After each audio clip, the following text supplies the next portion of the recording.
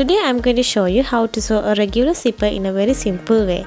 There are many different ways to attach a zipper depending on the project, but now I will only show you the basic method that every beginner should learn first. I am using just two simple fabric pieces so you can clearly understand the process.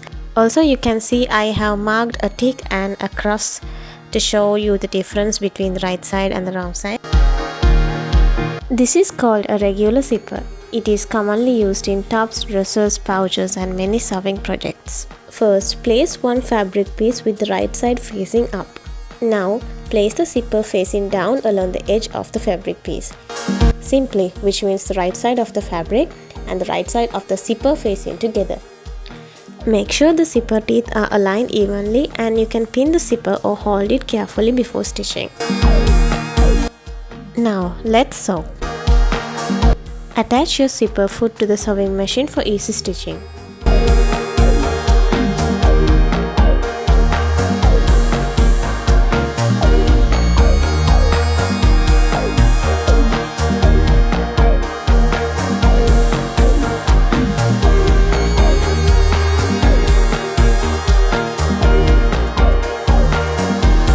Now place the second fabric piece with the wrong side facing up.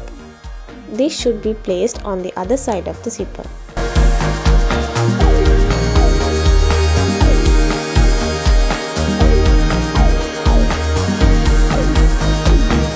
And stitch carefully along the second zipper edge.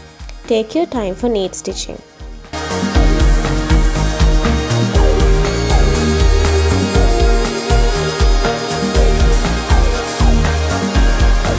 And this is how it should look.